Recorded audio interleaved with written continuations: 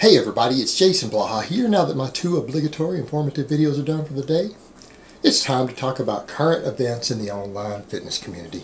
So let me put on my +5 hat of weaponsmithing, work on skilling up my crafting a little bit, and let's talk about Lobliner.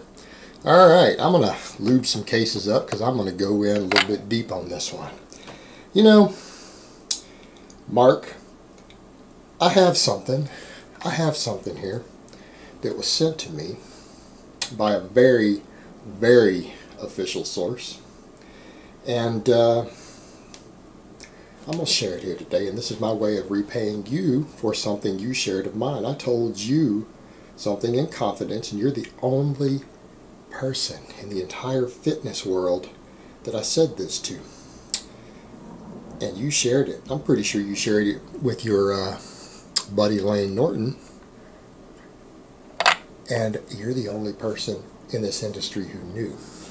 Interesting thing, you know, you claimed all this time, all that stuff sent to you was fake. They fake signatures, fake packing slips, faked tracking numbers, right? It's all fake.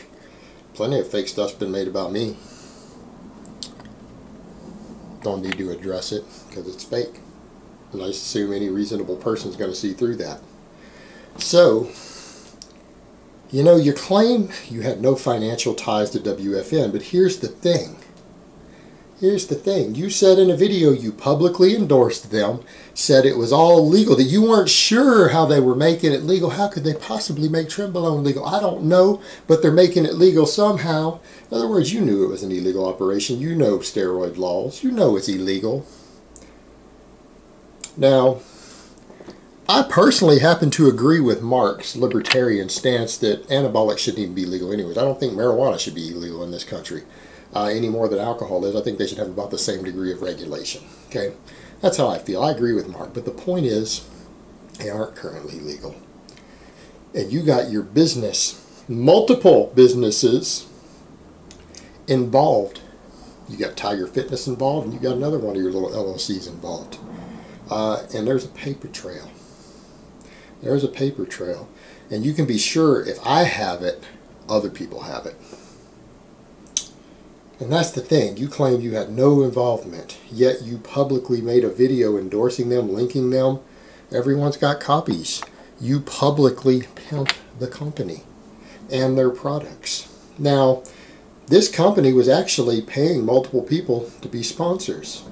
Now you claim, oh, the stuff they sent you wasn't, that was fake. That was not yours. You didn't sign for any of it. Wasn't sent to you. It was all fake. But here's the thing. WFN didn't just send free substances to people who pimped them. They sent money to people who pimped them. Now, I have something that is allegedly, and they have a paper copy. There's a paper copy of it from the WFN office. In fact, I'm pretty sure the police have copies too. But there are copies out now. And like I said, I got one directly from a source who would have access to the WFN paperwork. I didn't even ask them for this. They sent me something. Like I said, I redacted it. I'm going to flip it in here. It's your W-9 you allegedly signed and sent to them. Now, if you had no involvement, that means the IRS never got anything. But if that employee ID there is on your taxes, then you are financially tied to this company. That's a bit of an embarrassment for you, isn't it? Because you've publicly denied any involvement, but you did publicly sponsor them, you did publicly pimp them, you recommended the company, claimed it was legal, you didn't know how it was legal, but it must be, you endorsed it. They got packing slips that you claim are fake, showing shipments and tracking numbers to your home. Alright, you can claim they're fake, that's fine, that's your prerogative. No one can prove one way or another. But they have that, and they have a W-9 that allegedly has all your information and your signature. Why would they have all that? And here's the question, and I guess this is between you and the IRS and your accountant. Did you claim it on your taxes? Did you claim it on your taxes for that business? Because if you did, there's official government proof out there of your involvement. I guess that depends on if you claimed it or not. And if you didn't claim it, that's tax evasion potentially. If they have records showing they sent you money and it went into any of your accounts and you didn't claim it, well, that's tax evasion. That's serious business. Not that I believe in income tax, by the way. I do believe taxation is theft. That's besides the point. I mean, that's the irony of all this. Technically, I think taxation is theft. Technically, I think anabolics should be legal. But see, the thing is, you're claiming you had no involvement with any of this, and that's the problem. Not whether it was right or wrong, it's whether it's legal or not. Were you involved or not? Did you lie or not? Did you lie about your involvement with it? That's the real question here. That's the real question. Hell of a question, too. This is a little bit of evidence piling up now. Packing slips, order forms, W-9. I don't know. Is it on your tax record? Did it get claimed on the taxes? And that's the thing. If you sued someone for this and they requested all the tax records, they'd have to be produced, wouldn't they, in court? Then there'd be court evidence. Now, I want to be real careful where you decide to go with this, because I don't think you want all that drug out in front of a court, because other people are probably going to put out more information. All right, I only have a little bit. Other people have a lot more. Just an honest businessman, huh? Just an honest businessman. All right. Let's see. You pimp snake oil. You pimp snake oil. In fact, you said test boosters don't work and you only sold them because your customers demanded them. So you admitted years ago to selling something that you know doesn't work only because your customers demanded and insisted that you sell it even though you told them it doesn't work. But then, after you admit it doesn't work, you started producing your own on top of it, knowing full well that the studies don't support it either. And even the evidence you produced was absurd.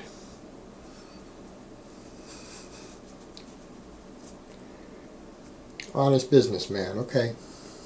You know, here's the thing. You also doing this charity event, and that came to my attention because someone was concerned, someone I know who knows Jason Genova personally, said that you called Jason Genova and invited him.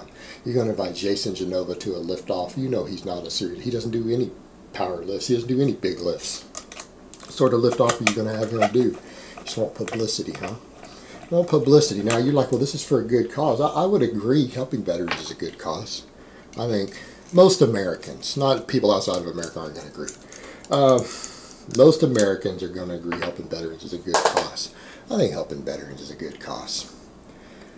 Are you really doing it because you care about veterans? Because, Mark, I don't think that you do.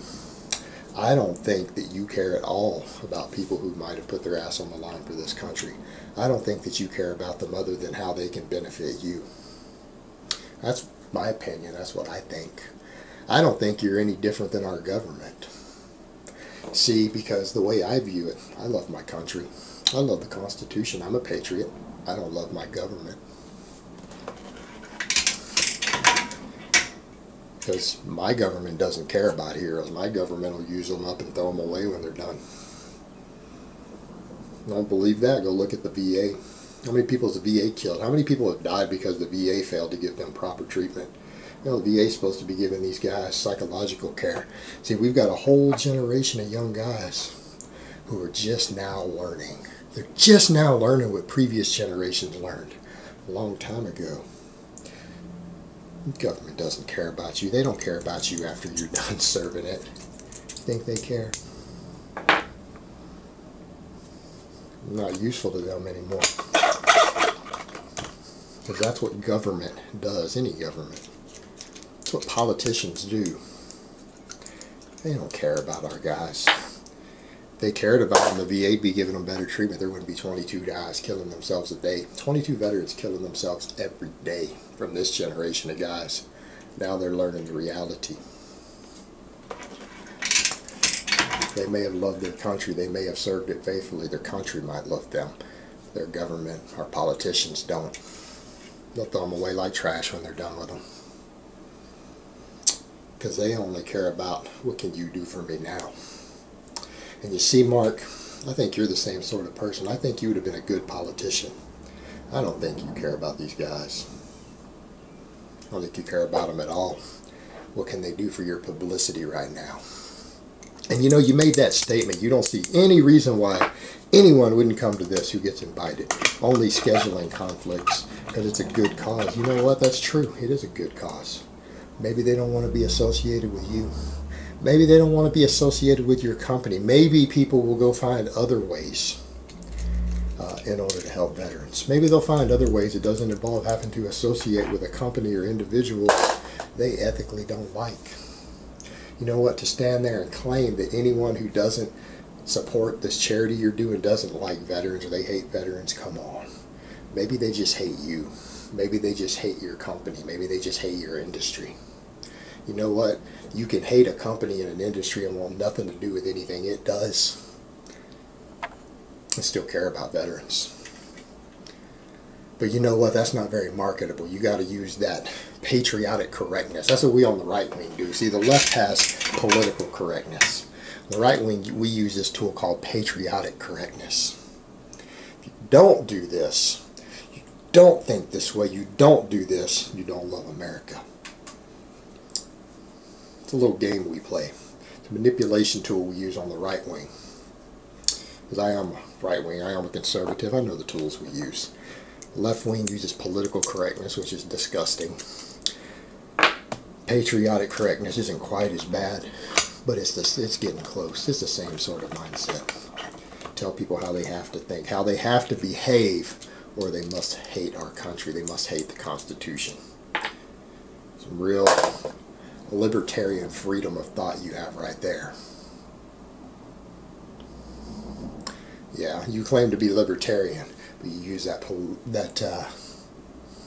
patriotic correctness manipulation game to tell people how they need to think, how they need to believe. No, you don't care about these guys. You only care about what they can do for you right now. Can they line your pockets? Can they give you some positive publicity in a time when you've gotten some pretty bad publicity? That's why you're called Mark Pocket Liner. What can they do for me? Just like Uncle Sam.